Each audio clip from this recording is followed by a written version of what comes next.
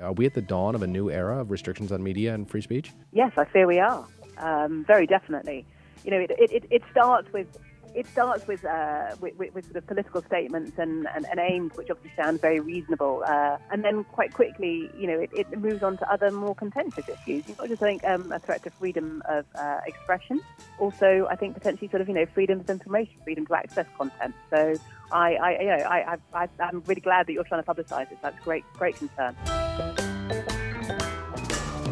Whenever and wherever tragedies happen, people in power are quick to propose new policies that are sort of aimed at preventing the tragedies from happening again. I mean, recent examples include the Patriot Act after 9/11, I think most famously. You have gun control legislation that comes out of Sandy Hook and Columbine tragedies, and proposed legislation after the Orlando massacre and after San Bernardino, and specifically to try and force Apple and other companies like it to allow investigators to get access to the hardware devices. Remember, after San Bernardino, Apple was taken to task by the FBI for not enabling the FBI to actually open up the individual's phone to see who he had contacted in the days and weeks before the massacres. Some of these policies, certainly good and necessary. Others are short-sighted, politically expedient, often do nothing to address the underlying concern that or the underlying problem that gave rise to the tragedy, but are instead sort of efforts to curry favor at home, piggybacking on the tragedy itself.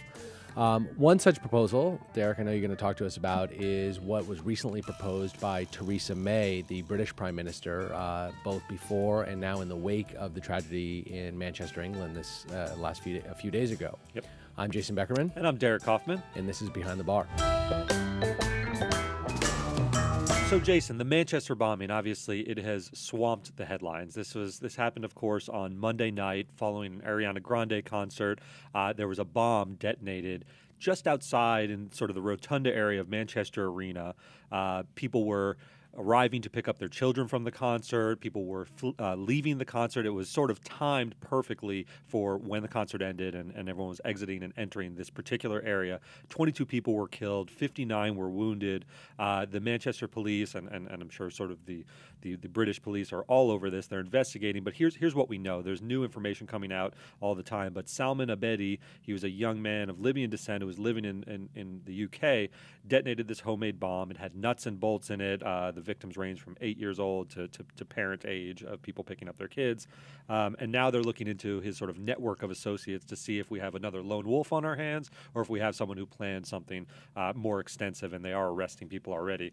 But you brought up Theresa May. So Theresa May, remember, came to power, took over for David Cameron after Brexit. Right. So the Prime Minister, she is a head of the Conservative Party, which is their version of, I guess, Republicans, but it's considerably... Right. The most conservative person in Great Britain would not even be a Republican in this country. She'd probably be a centrist Democrat. Her political philosophy would align with centrist Democrats or maybe left-leaning Republicans. Yeah, that's how we generally think of their parties, as all left of our, but not as extreme, sort of more centrist.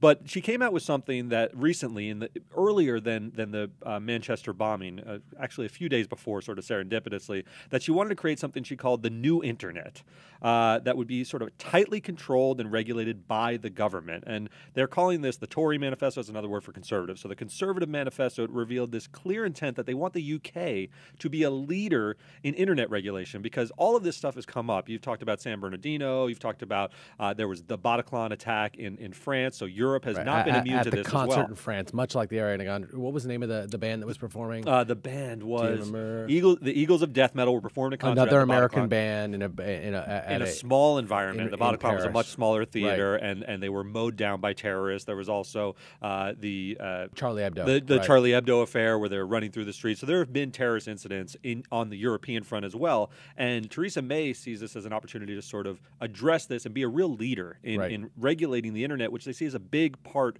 of the effort to organize these events, right? And she's right. I mean, we heard from former FBI Director Steve Comey in last week's podcast, where he talked all about this idea that internet really is, especially Twitter and Facebook, are the driving force behind the terrorist radicalization of not necessarily people who are in the countries that support terrorists, but people who are in the West who might have an allegiance to terrorist organizations in these countries. And this is the method by which they communicate. Sure. And the terrorist organizations actually drum up this support with percentage persistence and sort of, I think Steve Comey said, it's like a chirping bird on the shoulder where it says kill, kill, kill to these people who are in the West and get them to do these dastardly Yeah, and deeds. this is not new to the Twitters and the Facebooks of this world who are trying to address it but always seem one step behind. They're putting up new accounts when they get taken down, and we covered some of that in a previous episode. But this manifesto is taking a stronger approach. So one part of it reads, some people say it's not for the government to regulate when it comes to technology and the internet, and it simply says, doesn't mince words, we disagree. Right. So this is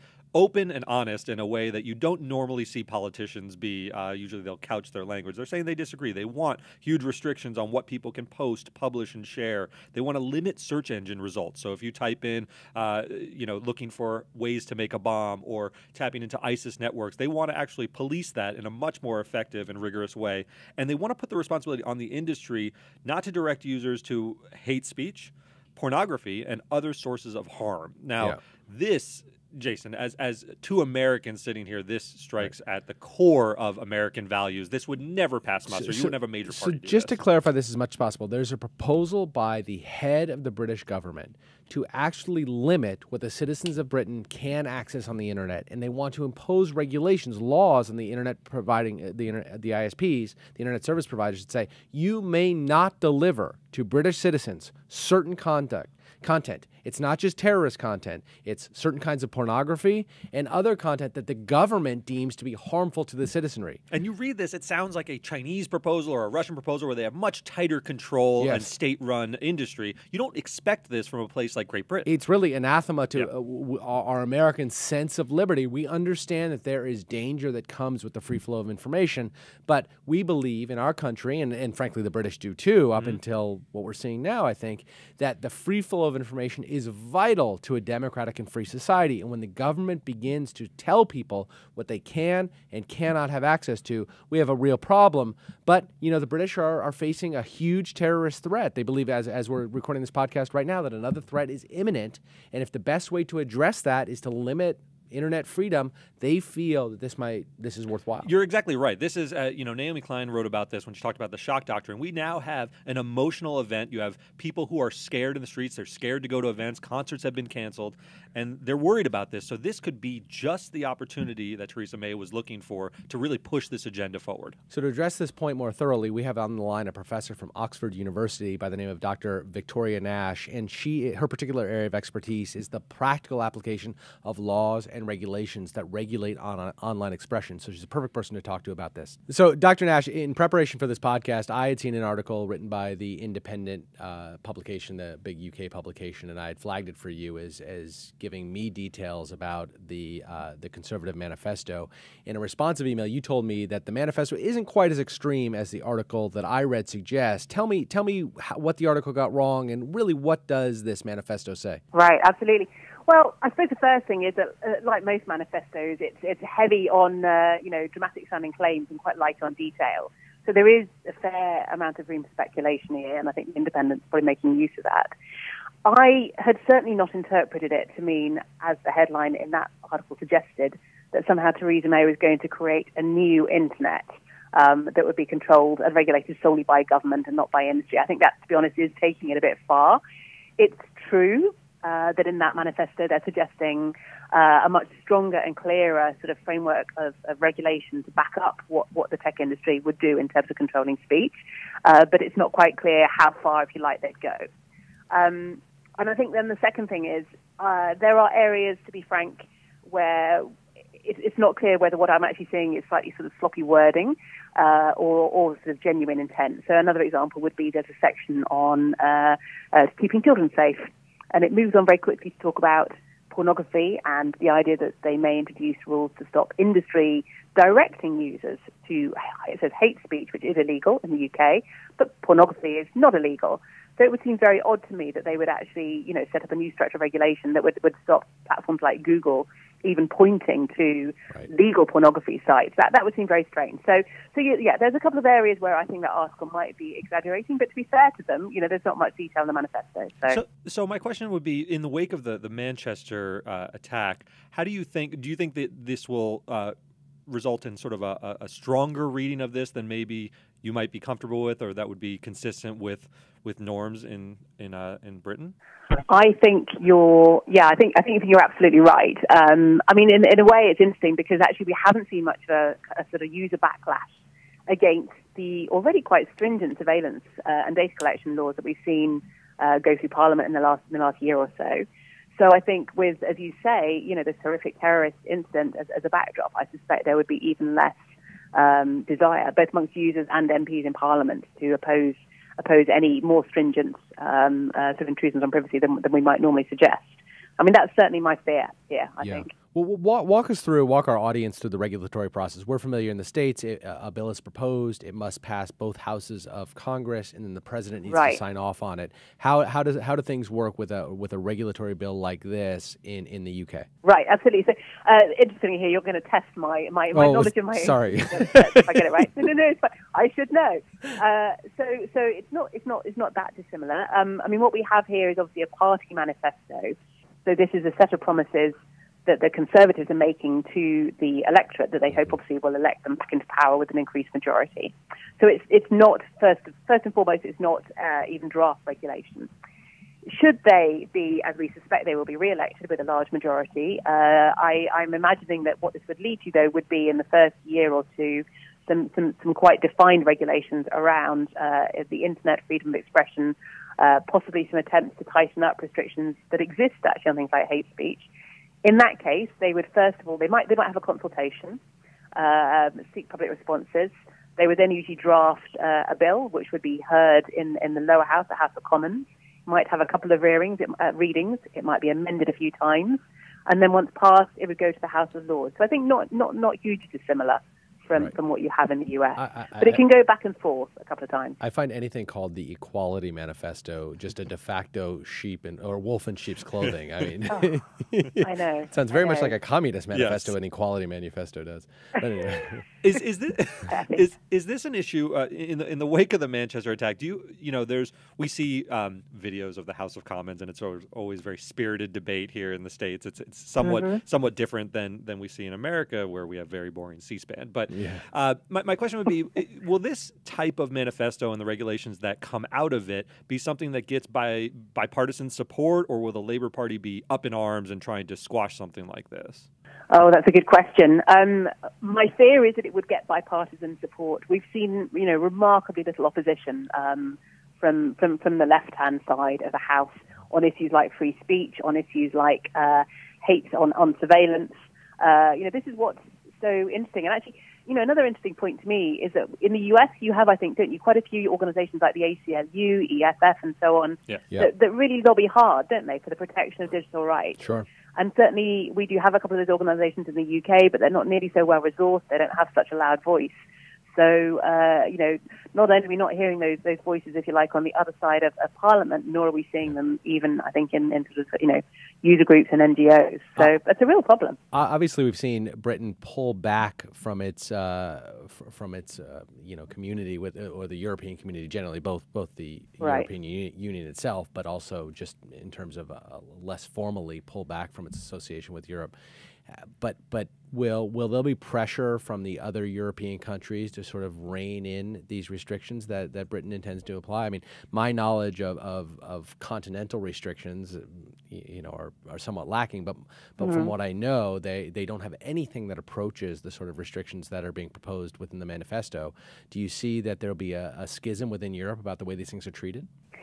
I think, I think there probably already is a schism, actually, in some ways. So bizarrely, although you might not imagine it, countries like Germany are actually already tougher on some of these issues than this manifesto is proposing to be. So, for example, on issues around, say, hate speech and fake news, German politicians have already raised the prospect of fining social media companies. So Britain hasn't even gone there yet. So there may still be schisms. Actually, for me, I think one of the biggest disagreements we might see would be around there's a promise here to create a new data protection law. And obviously, Europe's just spent several years agreeing, the General Data Protection Regulation due to come in 2018. So I think that would cause significant sort of bad feeling and also just really hamper trade and, cross-border e-commerce. So that seems really strange to me. Are we at the dawn of a new era of government regulation of speech on the internet? I mean, if what we're seeing in Germany and now the UK, and it wouldn't, we have a slightly different setup here, but I can, Right. President Trump, I think, would be more than happy to restrict some of the things that people say online. He's actually proposed. Oh, I think he loves the media. He loves how we He's treat actually him here. proposed raising in the media. There was an open mic, one of these hot mic situations where I forgot who it was. Somebody that was close to him suggested we should arrest a couple members of the media to prove a point in jest. Wow. But nevertheless, I mean, are we at the dawn of a new era of restrictions on media and free speech? Yes, I fear we are. Very definitely. It starts with sort of political statements and aims which obviously sound very reasonable. Obviously preventing illegal hate speech, incitement to racial hatred, communication between terrorists. Very hard to see who would disagree with that. And then quite quickly, it moves on to other more contentious issues. Actually like pornography. You don't necessarily need to morally approve of pornography to see that if it is actually legal within a country, then adults should be, allowed to sort of consume it, download it, and so on. So, yeah, not just I think a threat to freedom of expression. Also, I think potentially sort of freedom of information, freedom to access content. So I'm really glad that you're trying to publicize this. That's great concern. Dr. Victoria Nash, thank you so much for your time. It's been a really enlightening conversation. Thank you so much. Thank you. It's my pleasure. Lovely to talk to you. Thanks. One of the questions we've been getting is about the liability of Manchester Arena, maybe Ariana Grande, for to the individuals who were injured and killed in this terrorist attack. Will they have to pay any money to the injured in this case? Yeah, look, it's an open question. I think Ariana Grande is probably fine. I don't think anyone's going to sue her personally just because it happened to be a concert that she was performing. I do think Manchester Arena, that question is still somewhat open.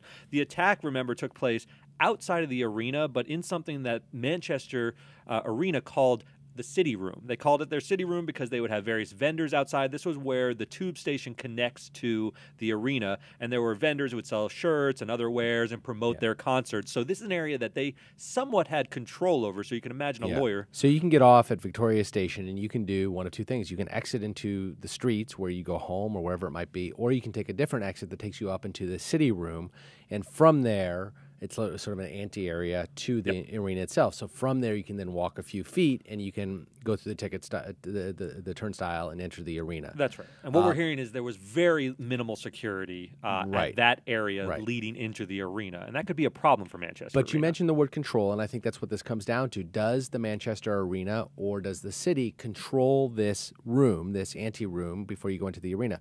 They certainly have vendors that are there, but are the vendors renting the space from the arena or from the city? And, there's an entire overlay of this is British law, and they're much less friendly to tort claims than we are in the United States. But nevertheless, I think the primary inquiry would be is who controlled that area and who was responsible for providing security. And it wouldn't shock me if it's the arena itself has some obligation to provide security to the people who are in this room waiting to get into the concert. Yeah. What's that sound? Oh, sounds like mail time. Parker. Mail time. Remember to write in your questions and comments to behindthebar@tmz.com. First up is from Sam. Bill Cosby's lawyers are claiming systematic exclusion by the prosecution because there's only one black juror out of the 11 for Cosby's upcoming trial. The 12th has yet to be chosen.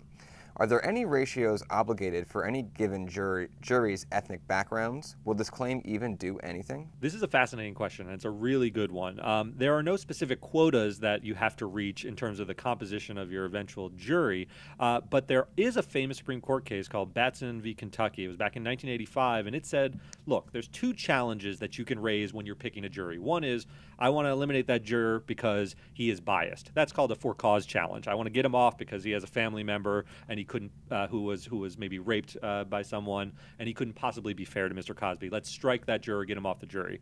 There's another type of challenge where you don't have to give any justification. It's called a peremptory challenge, where you can just say, you don't have to say anything. I don't like the look of that juror, get him off my jury. With a peremptory challenge, you're allowed to use any kind of reason except race. You still can't strike a juror just because of the color of their skin. And if Cosby raises what's called a Batson challenge, he could get somewhere. Problem with it is these are hard challenges to bring. They are. You have to get into the mind of the prosecutor. Basically, you're looking for a pattern in practice. The prosecutor is looking to strike almost everyone or everyone of a particular race, to stack the jury with all members of a particular race. I think the allegation here from Bill Cosby is that the prosecution is stacking with all white jurors to the exclusion of black jurors. I think it's difficult here. There is one black juror on the panel. It's in Montgomery County, Pennsylvania. The demographics of Montgomery County are such that about 9% of Montgomery County is African American. You have about 9% of this jury that's African American. Yeah, it almost seems demographically consistent with the area, which is going to really hurt a Batson challenge. It does, but because again, a Batson challenge is the way it looks and feels. It's very difficult to raise and prevail in a Batson challenge just simply by numerical odds, unless you're going to show 100%. That just doesn't exist here. Again, it matches the demographics, so I think he's going to lose this challenge. But you know what? Cosby's trying to do it. His defense counsel is zealously representing him in every way possible, and they're trying to get more. Remember, there's one seat still remaining. Maybe the prosecution will feel pressured to put another African-American juror on, and Cosby's team obviously feels that more African-Americans would be better for him. That remains to be seen. Yep. All right, next up is from Clara. I'm not asking who is responsible for the security at Ariana Grande's concert, but I did have a security question. Seems like a lot of places are upping the security at upcoming concerts in the UK. Who pays for this? Do ticket prices go up? Does management pay? Or is the venue stuck with the bill? I think the answer is yes to all of those things. I mean, ticket prices are certainly going to go up to pay for these security They're going to pass through those costs, sure. They'll pass through those costs. You know, obviously we don't know, as we discussed a little bit earlier, who is in charge of this area at Manchester Arena, outside Manchester Arena, outside the Victoria train station. But the security costs are typically borne by the event promoters, right? You are not when you sign an event contract, you are renting out this arena, and it's your responsibility to provide security. But again, we're in this weird area because of this semi-public area where the attack took place, right? And we just don't know who has control of that. Whoever does, probably responsible for security. Yeah, I think that's exactly right. I mean, we'll look at, there was some security at the door. Now, they were cursorily checking bags, the things they usually do at concerts. They were not wanding people. There weren't metal detectors, apparently. Is that and right? That could come into play. Is that right? No metal detectors? There were no metal detectors. They were looking through bags as they do at concerts. I don't think they made you put it into a clear plastic bag. It's been described as sort of more lax security than people are used to at concerts nowadays in the States. But all of that will come out, and I think those officials were certainly Manchester United independent contractors or employees. Yeah. So the question will be whether they should have extended their security past the point where they actually started it. You know, I cannot remember the last time I walked into a sports arena here or a concert arena here, which is quite often. Yeah. And not gone through a metal detector. Yeah, I've been wanded every single time. All right, last one up is from Devin. After the passing of Roger Moore, I was wondering if you guys were fans and had a favorite film he was in, or a favorite Bond film in general. Look, I was very sad yesterday, and I'm one of the erstwhile defenders of Roger Moore. He's my favorite James Bond. This is not just speaking because he passed away. My favorite Bond film is Man with a Golden Gun, and now nearly all of the characters that I loved from that movie, Hervé Villechaize, Christopher Lee, and Roger Moore, they've all passed away. I thought what he did was redeem the Bond character and sort of highlight the absurdity of a special agent. He put it in an interview once, Jason, where he said, it's absurd that a special agent would be so well known that everyone knows what drink he drinks. What kind of secret agent is so well known in every environment that they know how he likes his martini? And I always thought that was such an incisive sort of look at James Bond being sort of ridiculous. Yeah, I grew up in the time when Roger Moore was James Bond, and I remember being sort of surprised once I came of age and began asking questions that people viewed Roger Moore not as the original, but it was Sean Connery and I guess George Lazenby, but nobody remembers poor George. And Octopussy is the one that I remember because that was, I think, one of the first movies I went to without my parents. You know, maybe I was 11 years old or something like that, and went to see Octopussy with a friend of mine, and it was really a great movie, and I loved it. And I loved the character of Jaws. Another guy who recently passed away. He passed away as well. Yeah, that remember was his name? Richard Kiel, I believe. Real quick story: I was actually on a plane with Richard Kiel from Los Angeles to Fresno. It was this tiny little plane that was flying to Fresno, and he was a man in great physical distress, but he had to be 7'2", and he had these enormous long legs. And I remember looking down; his feet were the biggest things I've ever seen. They must have been, I'm guessing, a size 17 shoe. He was a giant. He was a giant of a man. Anyway, so those are our Roger Moore stories. Yep. And that is it for Mail Time. All right, thanks very much, everybody. We will be back again next week with another exciting episode. Same bat time, same bat channel. There you go. I think you just took a trademarked line that we're gonna have to pay for. Sorry, Adam West. God. My apologies. See you guys. Bye. Thanks for watching. If you want more nerdy deep dives into the legal side of celebrity news, hit our subscribe button right here. And check out our previous episode over here.